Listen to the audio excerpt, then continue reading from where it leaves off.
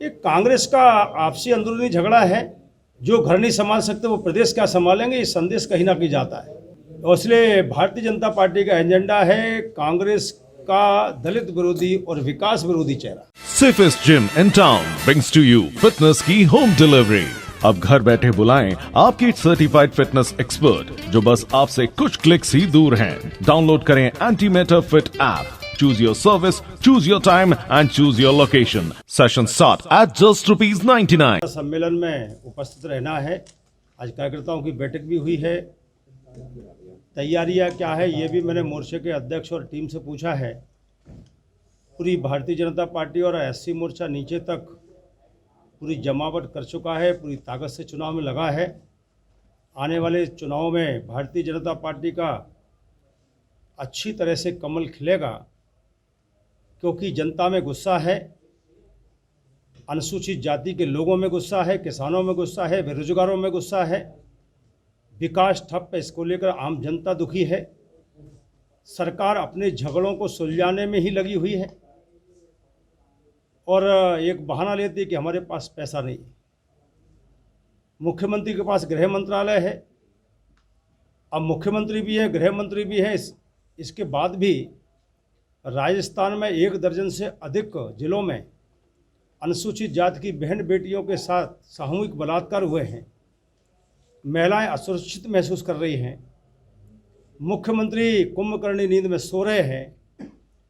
या तो गृह मंत्रालय छोड़ देना चाहिए या मुख्यमंत्री पद से इस्तीफा दे देना चाहिए, क्योंकि उन्होंने बेरोजगारों को बेरोजगारी भत्ता नहीं दिया, किसानों को कर्जा माफ़ नहीं किया। 10 दिन में राहुल गांधी ने कहा था, उन्होंने घोषणा की थी कि हम सुरक्षा देंगे, संरक्षण देंगे, लेकिन आज अनुसूचित जाति का आम आदमी असुरक्षित महसूस कर रहा है राजस्थान में।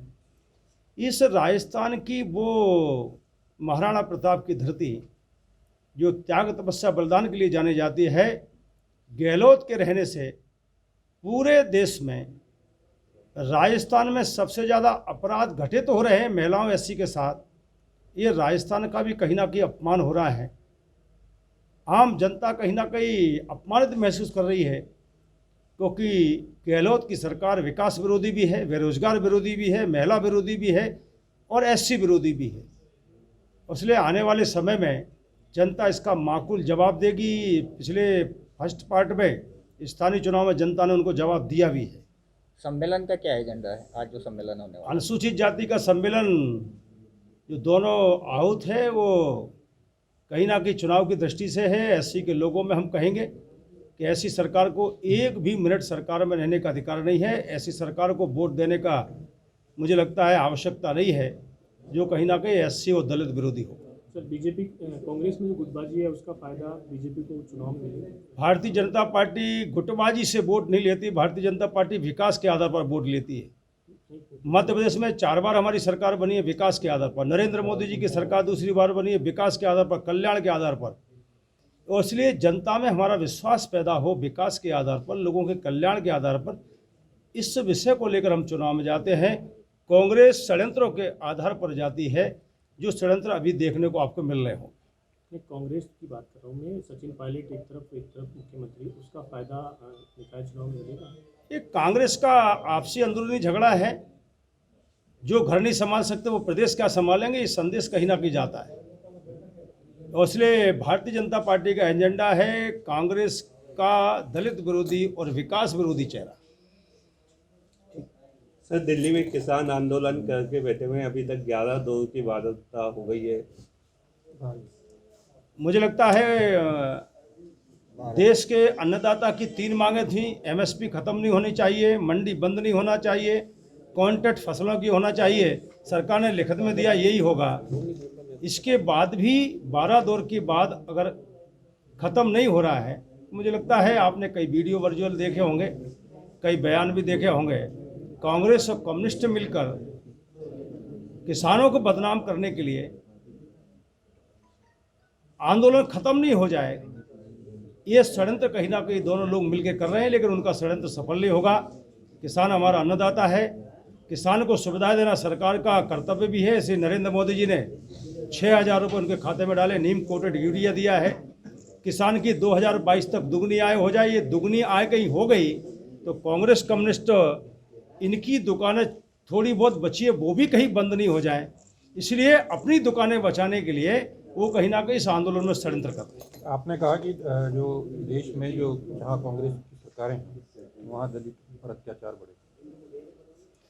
ये मैं कहीं ना कहीं राष्ट्रीय जो नेशनल ब्यूरो के रिकॉर्ड है उसके आधार पर बोल रहा हूँ। यहाँ पर 15% से अधिक अपराध हो रहे हैं महिलाओं पर, एससी पर, ये हमने रिकॉर्ड से बोला है। इसी प्रकार से महाराष्ट्र में आप देख लीजिए, सरेआम हाई कोर्ट ने कहा कि सरकार निर्दयी हो गई, सरकार टिप्पणी कर रही है, मैं उन्हीं चीज़ों का उल्लेख कर रहा हूँ। ये पंजाब में देख लीजिए, अमरिंदर की सरकार है, अपने पाप को छुपाने के लिए किसानों के पीछे खड़े हो जाओ।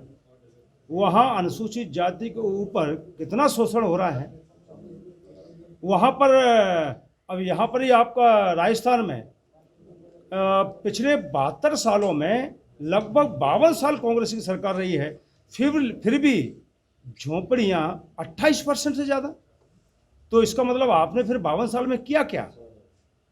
57 ईयर केंद्र में आप सरकार में रहे, फिर भी अगर देश में नरेंद्र मोदी जी को मकान बनाना पड़े, शौचालय बनाना पड़े, आयुष्मान योजना की योजना बनाना पड़े, घर बनाना पड़े, इसका मतलब ये है कि कांग्रेस ने पिछले 57 साल में कुछ किया नहीं। सर, अम्बेडकर जी को सम्मान की बात की थी आपने, क्या कहें? बाबा साहब अम्बेडकर देश के एक ऐसे महामानव थे जिन्होंने दलित शोषित पीड़ितों के संघर्ष किया समानता के लिए, बराबरी के लिए, अनटचेबिलिटी खत्म होने के लिए, उनके विकास के लिए। उनके साथ जो गठित हुआ संविधान जब लिखा तो संविधान में एकता लिखी, भाईचारा लिखा, लेकिन ऐसे महापुरुष की कांग्रेस ने दिल्ली में ना अंत्येष्टि की, ना समाधि बनाई, ना जन्म स्थान मऊ में बनाई, ना दीक्षा भूमि में कोई स्मारक बनाया, ना चैत्य भूमि में कोई स्मारक बनाया, और तो और किसी विश्वविद्यालय का नाम बाबा साहब अम्बेडकर के नाम से नहीं रखा। उनके मरने के 43 वर्ष तक कांग्रेस ने भारत रत्न का सम्मान नहीं दिया। इसका मतलब ये है कि बाबा साहब अम्बेडकर का सरेआम कांग्रेस ने हिंदुस्तान में अपमान किया है। इन 5 स्थानों पर बाबा साहब अम्बेडकर का राष्ट्रीय स्मारक भारतीय जनता पार्टी बनाने का काम करती है। भारत रत्न का सम्मान भी बीपी सिंह के सरकार में अटल जी और अडवाणी के प्रयासों से मिलता है। सेंट्रल हॉल में अंबेडकर जी का तेज चित्र नहीं था, लेकिन बीपी सिंह के सरकार के समय तेज चित्र लगा। अंबेडकर को 2 चुनाव हराने के पाप कांग्रेस ने किए। वो चाहते कि दलित शोषित पीड़ितों के लिए संघर्ष करने वाले एक दलित बच्चे को, एक लड़के को वो संसद के भीतर निर्विरोध चुनाव जिताकर भेज सकती थी। इसका मतलब ये है कि कांग्रेस का ये चेहरा दलित विरोधी चेहरा है, जो ना अंबेडकर को सम्मान दे पाई, ना देश के दलितों को दे रही। धन्यवाद। नगर निगम के आगामी होने वाले चुनाव में, जिसके वोट 28 तारीख को पड़ने वाले हैं, पूरी 80 सीटों पर भारतीय जनता पार्टी चुनाव लड़ रही है। और हमारे राष्ट्रीय अध्यक्ष जी, हमारे प्रदेश अध्यक्ष जी एससी मोर्चा के, चूँकि महिला अनुसूचित जाति की सीट महापौर के लिए यहाँ आरक्षित है, इस नाते से हमारे राष्ट्रीय नेतागण और हमारे प्रदेश नेतागण कैसे हम जीते चुनाव, इसकी योजना के तहत आज प्रेस कॉन्फ्रेंस के लिए, प्रेस वार्ता के लिए और सम्मेलन के लिए यहाँ पधारे हैं। मुझे ये बताते हुए बहुत खुशी है कि जिस तरह से भारतीय जनता पार्टी का नेतृत्व एकजुट होकर के पूरी रणनीति के साथ, पूरी व्यूह रचना बनाते हुए जिस तरह से चुनाव की तैयारियों में लगा है, चुनाव कर रहा है, निश्चित रूप से हम बीजेपी का बोर्ड नगर निगम में बनाने जा रहे हैं। दूसरी तरफ कांग्रेस सत्ता में है। कांग्रेस अवैध हथकंडे अपना करके सत्ता पर काबिज जैसे प्रदेश में हुई है, वैसे ही यहाँ पर अजमेर में भी होने का षड्यंत्र रचा रही है। लेकिन निश्चित रूप से मैं ये बात कह सकती हूँ कि अजमेर की 70 से अधिक सीटों पर भारतीय जनता पार्टी का कमल का फूल खिलने वाला है। आज जिस तरह से मीडिया के माध्यम से बातें आई हैं, अशोक गहलोत जी और उनका नेतृत्व किस तरह से आपस में भिड़ रहे हैं, यह गुटबाजी कांग्रेस में अजमेर तक फैल गई है। और ये चूंकि कार्यकर्ताओं का चुनाव है, इसलिए कांग्रेस में कार्यकर्ताओं की कोई वैल्यू नहीं है, कोई मूल्य नहीं है उनका। सिर्फ कांग्रेस हमेशा से इस्तेमाल करती है और फिर फेंक देती है। उनके नेताओं का भी यही हाल है, वो कार्यकर्ता को इस्तेमाल करता है और फेंक देता है। चूँकि ये कार्यकर्ता का चुनाव है, इसलिए कांग्रेस के नेताओं को उसकी चिंता नहीं है। ना तो अजमेर के नेताओं को चिंता है, ना प्रदेश के नेताओं को चिंता है। कार्यकर्ता, कांग्रेस का कार्यकर्ता अकेला ही खुद ही चुनाव लड़ रहा है, जबकि यहाँ पूरी पार्टी हमारी कार्यकर्ता के साथ में खड़ी है। इसलिए निश्चित रूप से हम ये चुनाव जीतेंगे और कमल का फूल खिलेगा नगर निगम में और भारतीय जनता पार्टी का बोर्ड नगर निगम में बनेगा।